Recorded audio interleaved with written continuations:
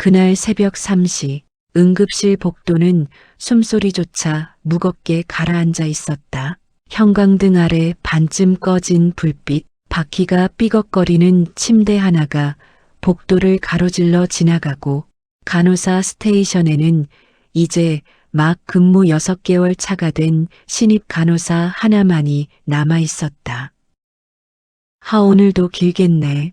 이름은 서은정, 29. 지방 전문대를 나와 학자금 대출을 아직 다 갚지 못했고 서울의 이 대학병원에 들어오기까지 10번 넘게 떨어지고 울고 버텼다. 그런데 그날 밤 은정의 인생을 통째로 흔들어 놓을 사람이 아무도 눈여겨보지 않는 모습으로 병원 안으로 들어왔다. 낡은 경비복, 색이 바랜 모자, 허리가 굽은 듯한 걸음걸이. 누가 봐도 야간 경비 아저씨였다. 하지만 은정은 알지 못했다. 그 남자가 이 병원을 소유한 재단의 실질적 주인이자 수천억 자산을 쥔 병원 재단 이사장이라는 사실을. 그리고 그 역시 몰랐다.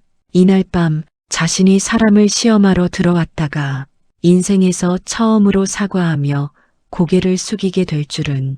간호사 양반, 낮고 쉰 목소리가 은정을 불러 세웠다. 여기 화장실이 어디요? 은정은 순간 고개를 들었다. 경비 아저씨로 보이는 노인이었다. 손에는 종이컵 하나, 걸음걸이는 느리고 불안정해 보였다. 아, 네. 저쪽 복도 끝으로 가시면 됩니다. 제가 같이 가드릴게요. 아니, 괜찮아. 바쁜데 뭘. 노인은 손사래를 쳤지만 은정은 이미 자리에서 일어나 있었다. 야간엔 낙상 사고가 많아요. 같이 가는 게 규정이에요. 노인은 그 말을 듣고 아주 잠깐 정말 찰나처럼 은정의 얼굴을 유심히 바라보았다. 규정? 그의 눈빛이 미묘하게 바뀌었지만 은정은 눈치채지 못했다. 화장실 앞까지 데려다주고 돌아오려는데 이번엔 노인이 조용히 말을 꺼냈다. 간호사 양반, 혹시 커피 한 잔 얻을 수 있을까? 은정은 순간 멈칫했다. 야간 근무, 커피는 사실상 생명줄이었다. 그것도 병원 제공 커피는 수량이 정해져 있었다. 주변을 힐끗 둘러본 은정은 잠시 망설이다가 고개를 끄덕였다. 설탕은 조금만 넣어드릴게요. 속 쓰리실 수 있어서요. 노인은 아무 말 없이 그 모습을 지켜보았다. 컵을 건네받는 손이 미세하게 떨리고 있었다. 왜 이런 걸까지 챙기나? 야간 근무는 다 힘들잖아요. 저도 처음엔 많이 울었어요. 그 말에 노인의 손이 멈췄다.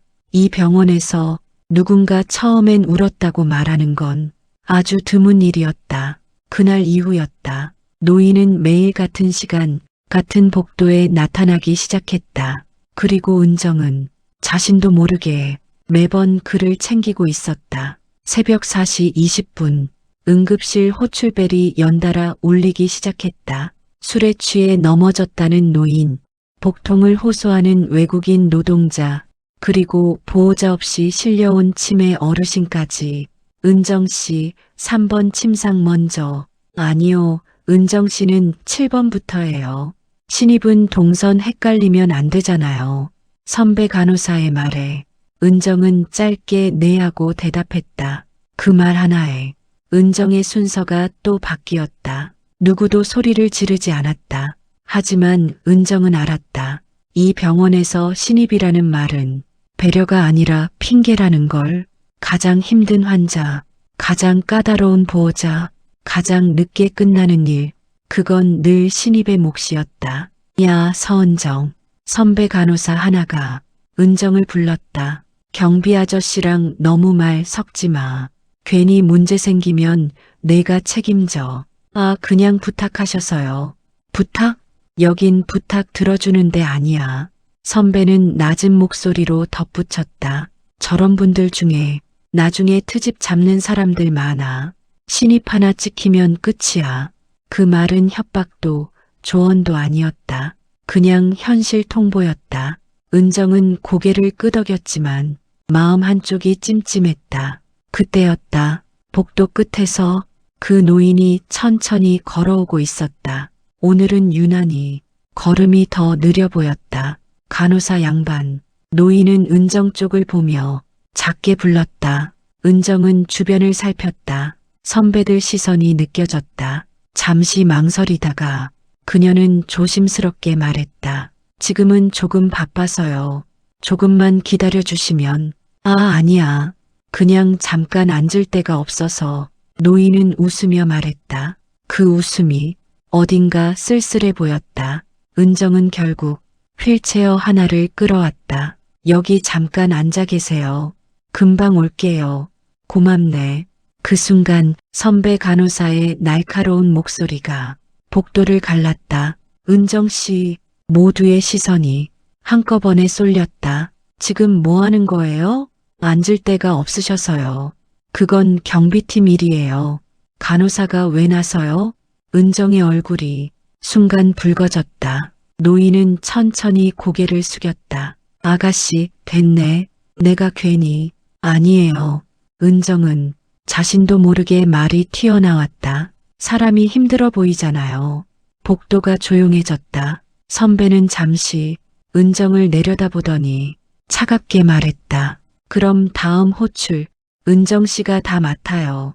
그 말 한마디에 은정의 밤은 결정되었다. 새벽 5시 50분 은정의 다리는 이미 감각이 무뎌져 있었다. 주사 카트, 처치 기록, 보호자 응대, 쉬지 않고 움직였지만 아무도 수고했다는 말을 하지 않았다. 그 와중에 노인은 멀리서 그 모든 걸 지켜보고 있었다. 은정이 억지로 웃으며 환자를 달래는 모습, 손이 떨리는데도 주사 바늘을 놓지 않는 모습, 보호자에게 고개 숙여 사과하는 모습, 그의 눈빛이 점점 무거워졌다. 이 병원은 이 아이를 이렇게 쓰고 있단 말인가. 잠시 후 노인은 일부러 은정을 불러 세웠다. 간호사 양반, 혹시 돈 좀 빌릴 수 있을까? 은정의 손이 멈췄다. 이건 처음이었다. 지갑을 두고 와서 말이야. 커피값만. 은정의 머릿속에 선배의 말이 스쳤다. 저런 사람들 나중에 문제 만든다. 잠깐의 침묵. 그리고 은정은 천천히 주머니를 열었다. 이거 제가 드릴게요. 빌려주는 건 아니에요. 왜? 노인의 질문이 날카로웠다. 돌려받을 생각 없으면 왜 주는 거지? 은정은 작게 웃었다. 야간 근무 때 커피 한 잔 없으면 진짜 사람이 아니게 되거든요. 그 말에 노인의 눈동자가 흔들렸다. 그는 그 순간 이 시험이 자신이 생각한 것보다 훨씬 위험하다는 걸 깨닫고 있었다. 새벽 6시 30분 하늘이 아주 옅은 회색으로 밝아오고 있었다. 야간 근무의 끝자락, 사람이 가장 무너지는 시간이었다. 은정은 간호 스테이션 뒤편 의자에 잠시 앉아 발목을 주무르고 있었다. 그때였다. 노인이 다시 다가왔다. 이번엔 일부러 더 초라한 모습이었다. 경비 점퍼 안쪽에서 구겨진 봉투 하나를 꺼내 들었다. 간호사 양반, 이거 좀 봐줄 수 있을까? 은정은 봉투를 받아들었다. 안에는 병원비 미납 고지서가 들어 있었다. 금액은 크지 않았다. 하지만 노인 단독이라는 글자가 유독 눈에 들어왔다. 가족은 없으세요? 은정의 질문에 노인은 잠시 멈칫하더니 낮게 웃었다. 다 떠났지. 다들 바쁘다더군. 그 말에는 너무 익숙한 체념이 담겨 있었다. 은정의 손이 봉투 위에서 멈췄다.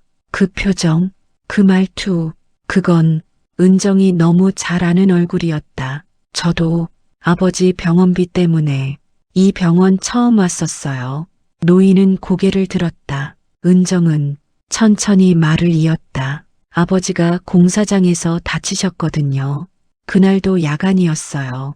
은정의 목소리는 담담했지만 눈은 흔들리고 있었다. 보험도 제대로 안 돼 있었고 병실 앞에서 보호자 비용 선납이란 말 듣고 은정은 그날을 또렷이 기억하고 있었다. 아버지가 아닌 자신이 작아지던 순간을 그때 간호사 한 분이 이렇게 말했어요. 은정은 노인을 보며 그 말을 그대로 옮겼다. 아가씨, 병원은 아픈 사람만 오는 데가 아니에요. 참는 사람들이 오는 데예요. 노인의 얼굴이 서서히 굳어갔다. 그 말이 그땐 너무 미웠어요. 은정은 손을 꽉 쥐었다. 근데요, 아버지가 돌아가신 뒤에 그 말이 자꾸 생각났어요. 노인은 아무 말도 하지 못했다. 그래서 간호사가 됐어요. 누군가 참지 않아도 되는 순간을 조금이라도 줄여보고 싶어서요. 은정은 고개를 숙였다. 제가 지금 잘하고 있는지는 잘 모르겠어요. 근데 적어도 아픈 사람한테 더 아프게 굴고 싶진 않아요. 복도에는 기계음만 낮게 울렸다. 노인의 손이 미세하게 떨리고 있었다. 그날 아침 노인은 결정적인 시험을 꺼냈다. 그럼 만약 내가 정말 돈이 없어서 치료를 못 받게 되면 어쩔 건가? 은정은 잠시 말이 막혔다. 그 질문은 너무 잔인했다. 규정상 제가 해드릴 수 있는 건 아니, 노인이 말을 끊었다. 규정 말고 당신이라면? 은정은 천천히 노인을 바라보았다. 그리고 말했다. 규정 안에서 할 수 있는 데까지 할 거예요. 그게 뭐지? 원무팀에 한 번 더 연락하고 사회사업팀 연결하고 제가 욕먹더라도 서류 다시 올릴 거예요. 노인의 눈이 깊게 흔들렸다. 그게 안 되면? 은정은 작게 웃었다. 그럼 제가 퇴근하고 다시 와서 도울게요. 왜? 그게 제가 이 일을 선택한 이유니까요. 그 순간 노인은 처음으로 고개를 숙였다. 아주 잠깐, 정말 아무도 눈치채지 못할 만큼. 하지만 그의 세계에서는 그건 있을 수 없는 행동이었다.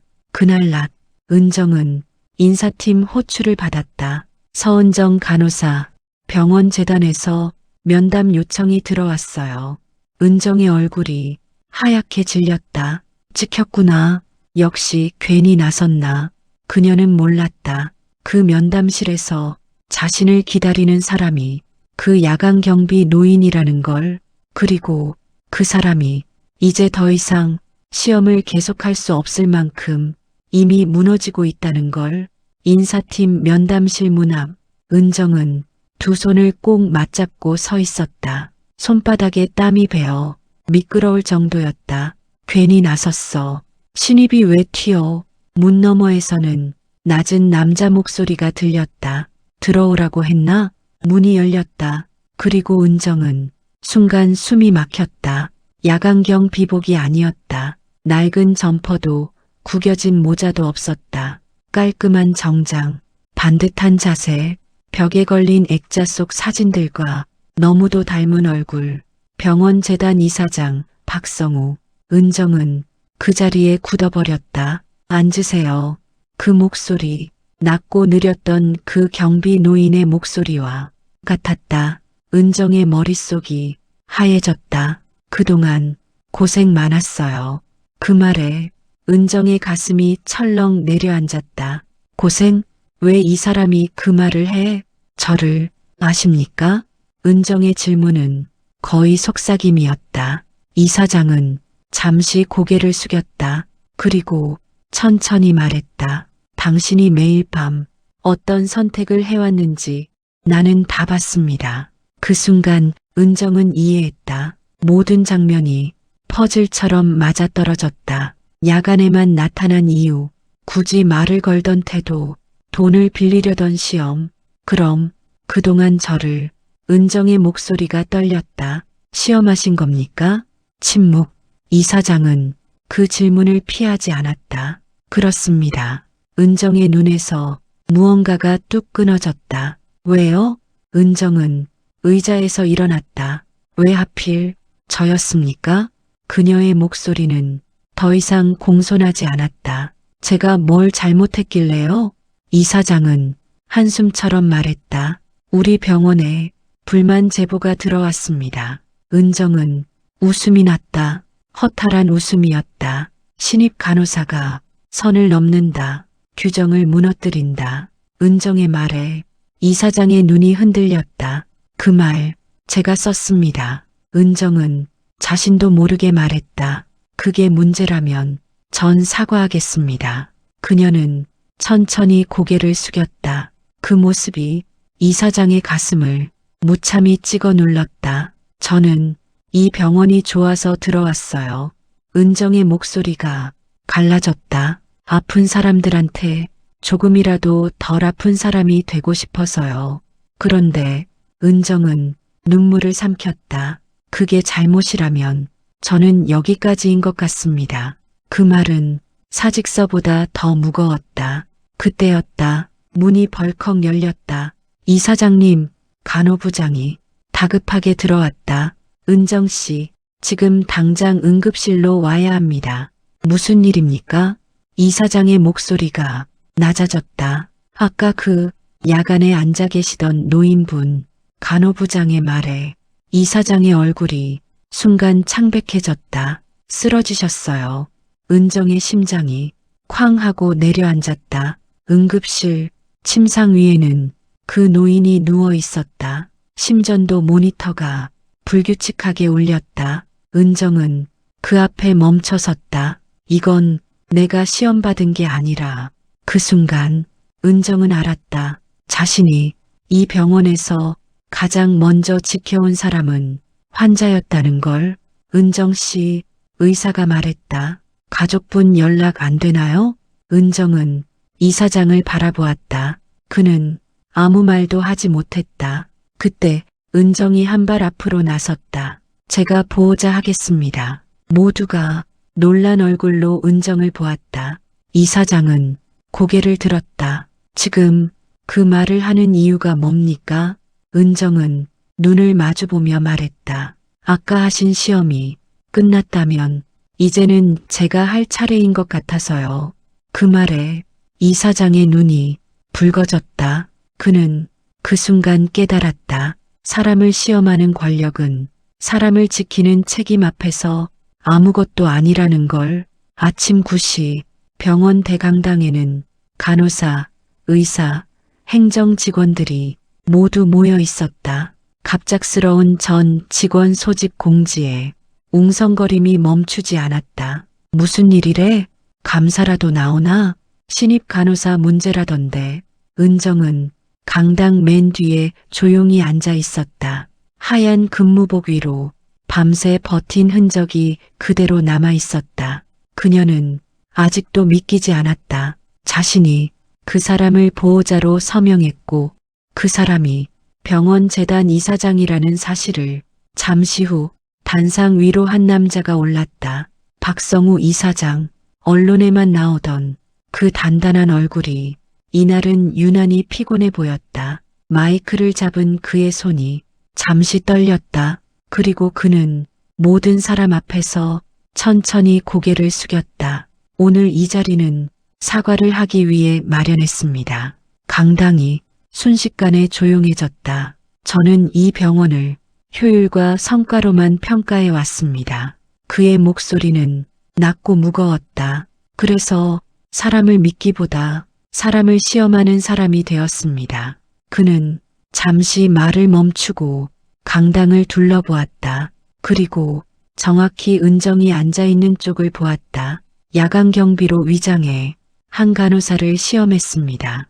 웅성거림이 터져나왔다. 그 시험은 병원을 위한 것이 아니라 제 오만을 증명하는 일이었습니다. 그는 천천히 단상에서 내려왔다. 그리고 모두가 보는 앞에서 은정 앞에 섰다. 서은정 간호사. 은정은 자리에서 일어설 수밖에 없었다. 당신은 제가 만든 규정보다 사람을 먼저 보았습니다. 박성우는 허리를 깊이 굽혔다. 90도로 강당 안에서 누군가 숨을 삼키는 소리가 들렸다. 이 병원의 이름으로 그리고 한 사람으로서 사과드립니다. 은정의 눈에서 눈물이 흘러내렸다. 그건 억울함도 분노도 아니었다. 처음으로 자신이 틀리지 않았다는 확인이었다. 며칠 후 은정은 다시 야간 근무를 섰다. 달라진 건 많지 않았다. 여전히 바쁘고 여전히 힘들었다. 하지만 하나는 달랐다. 복도 끝 의자 하나가 항상 비어 있었다. 힘든 분을 위해 라는 작은 메모와 함께. 그리고 그날 밤 은정은 처음으로 야간 근무 중 울지 않았다. 사람을 시험하는 자는 언젠가 무릎을 꿇고 사람을 지켜온 자는 끝내 고개를 들게 된다.